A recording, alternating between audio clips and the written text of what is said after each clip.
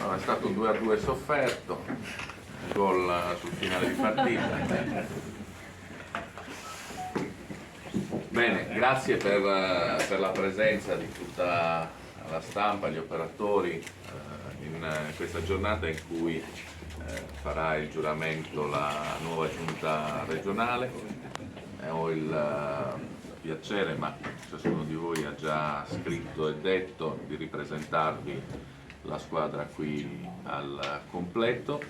a partire dall'assessore dell'agricoltura e riforma agropastorale Valeria Satta, l'onorevole Aldo Salaris, assessore degli enti locali, finanza e urbanistica, l'onorevole Pierluigi Saliu dei lavori pubblici,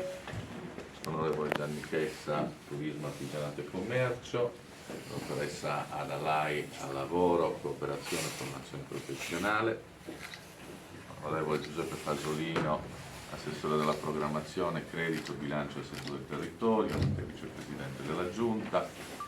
onorevole Andrea Biancareddu, assessore della pubblica istruzione, beni culturali, sport, cultura e informazione, assessore Anita Pili dell'industria, avvocato Marco Porco, assessore della difesa dell'ambiente, Antonio Moro, assessore dei trasporti, Andreina Parris, assessore degli affari generali, personale e riforma della regione, e il professor Carlo Doria, assessore dell'igiene, sanità e delle politiche sociali. Come sapete si tratta di una giunta che è rinnovata per diverse sue componenti. Ci tengo prima di tutto a ringraziare tutti gli assessori che hanno composto la precedente giunta, in special modo consentitemi quelli che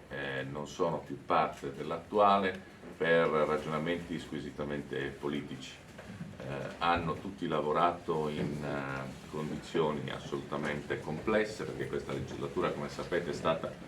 molto contraddistinta da emergenze di carattere epocale, a partire dalla pandemia,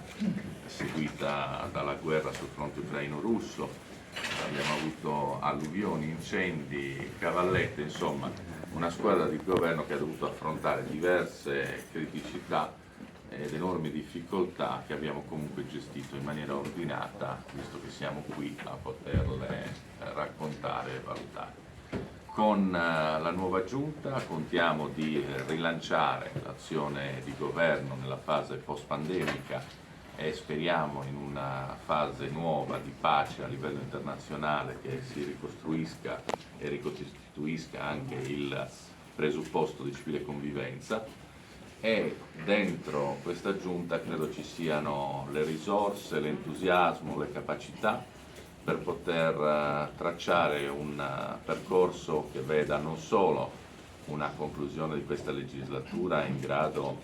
di puntare su argomenti chiave, tra i quali parlo di sanità, urbanistica, energia, costo dell'energia e programmazione della stessa, trasporti, che sono un altro argomento fondamentale, ma ciascun assessorato ha al suo interno veramente dei profili e delle potenzialità che vanno sviluppate in questo anno e qualche mese e che puntano a costruire una continuità di governo che porti a compimento le tante riforme avviate nelle difficoltà che vi ho testé richiamato. Quindi credo che la nuova giunta possa immediatamente operare, dare un ritmo accelerato perché i problemi non attendono, e già oggi siamo qui con l'intera squadra per parlare di un provvedimento normativo, l'Omnibus, che dà 210 milioni di nuove risorse al sistema Sardegna. Lo dà sulle categorie che hanno maggiori difficoltà e si va ad aggiungere ad un quadro di investimenti che come mai la Regione Sardegna ha messo in campo per sostenere le situazioni di crisi e di difficoltà di comparti importanti, a partire da quello agricolo per arrivare a tutti gli altri settori. Credo di non dovermi dilungare oltre e di poter lasciare invece spazio alle vostre domande, sia per me che, se volete, per gli assessori presenti.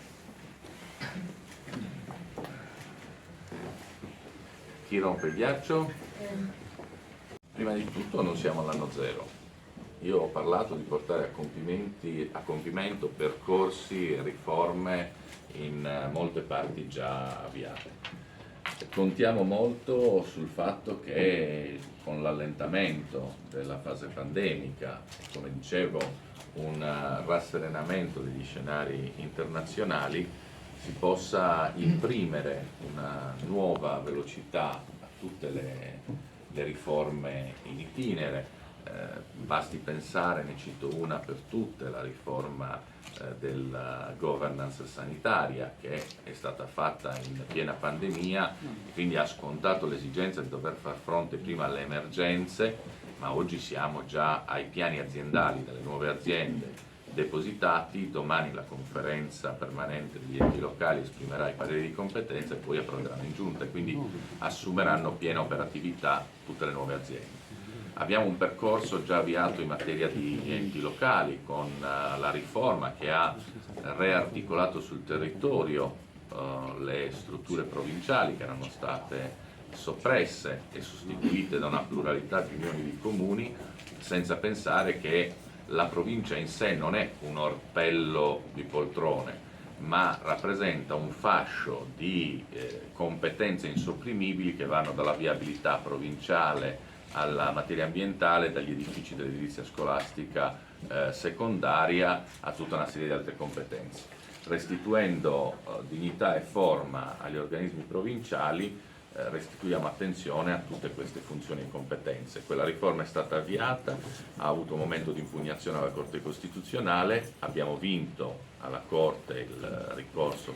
al quale abbiamo resistito come Regione Sardegna, ora siamo pronti a dare l'avvio. In materia urbanistica c'è un grande lavoro fatto in termini di ascolto dei territori, delle categorie, sono certo che si potrà raccogliere un risultato utile in tempi brevi. Poi, se posso permettermi una notazione, escluderei meno giornate possibili da questo anno in qualche mese, nel senso che non abbiamo né ferie né vacanze particolari da fare, abbiamo tutti intenzione di lavorare con intensità e grinta giorno per giorno per portare a casa i risultati. Poi è chiaro che questo percorso guarda ad una continuità verso la prossima legislatura di questa formula di governo, proprio perché 2 anni e mezzo di questa legislatura li ha portati via l'emergenza pandemica. Crediamo che quindi abbiano bisogno di un tempo e di un respiro e prospettiva più lunghe per essere portate a compimento tutte queste riforme avviate.